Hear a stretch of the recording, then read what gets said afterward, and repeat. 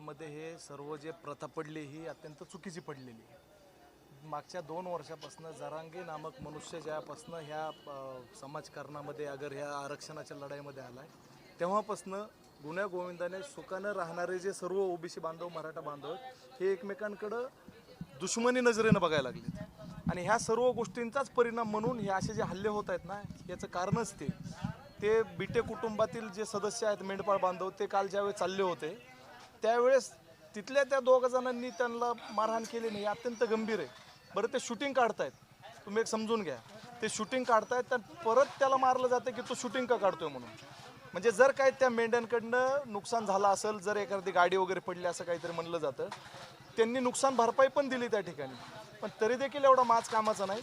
ह्या विषयावरती छोट्या मोठ्या प्रकरणामध्ये सतत मुक्त फळं उधळणारे जे जरांगे आहेत त्यांनी ह्या मेंढपाळ बांधवांवरती जो हल्ला झालाय ह्याच्यावरती त्यांनी प्रतिक्रिया देतात का हे पण आता महाराष्ट्रानं बघावं अगर सर्व मराठा बांधवांनी बघावं ओबीसी बांधवांनी बघावं ते देणार नाहीत ते ह्या विषयावर बोलणार नाहीत. जर त्यांनी हे म्हणजे समजदारीची भूमिका घेतली ह्या गोष्टीचा देखील निषेध व्यक्त केला तर त्यांचा TRP कमी होईल. त्यांना मुद्दा राहणार नाही. त्यांना फक्त एकच मुद्दा आहे की भांडणं जेवढे वाढतील बीड जिल्ह्यामध्ये समाजामध्ये हाणामारी जेवढी वाढेल तेवढं आपली दुकानदारी चलते आणि त्या प्रक्रियेमधनं पुढं वाटचाल करणारे माणूस म्हणजे जरांगे आहे आणि त्यांच्यामुळं हे जे सर्व जिल्ह्यामध्ये परिस्थिती निर्माण झाली एकमेकांकडे जातीवादाच्या नजरेने बघणारी हे अत्यंत दुर्दैवी आहे. झालं ना ऐका ना तुम्ही काय आपण येऊ आंदोलन करू मोर्चे काढू सगळंच होईल हो. जर काहीच होत नसेल तर तिथं एखादा आता तुम्ही म्हणलं तसं धनंजय मुंडे साहेबांसारखा माणूस अगर कोण विधान भवनात प्रश्न उपस्थित करेल सगळं होईल. पुढं काय होणार म्हणजे कुठंतरी थांबलं पाहिजे ना. हे सगळ्यांच्या लक्षात एक गोष्ट यायला पाहिजे की बाबा तुम्ही तो धनगर समाजाचा मेंढपाळ बांधव आहे म्हणून तुम्ही त्यांना मारणार का बाबा कशामुळं.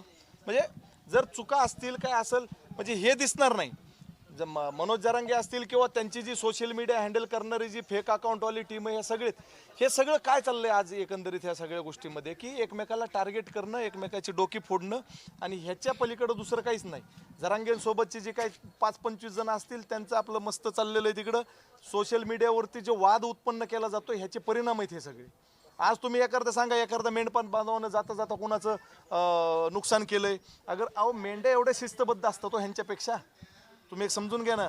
आज जर एखादी मेंढी एखाद्या रस्त्यानं चालली तर ती रस्ता सोडत नाही आणि माणसं आहेत नाही जर त्या बिचाऱ्या त्यांना मारून काय भेटणार हो तुम्हाला कसली पाटीलकी हाकायची. जर मेंढपाळांना मारून तरी तुम्हाला भूषण वाटत असेल तर बाबा हे तुम्हाला लक लाभ.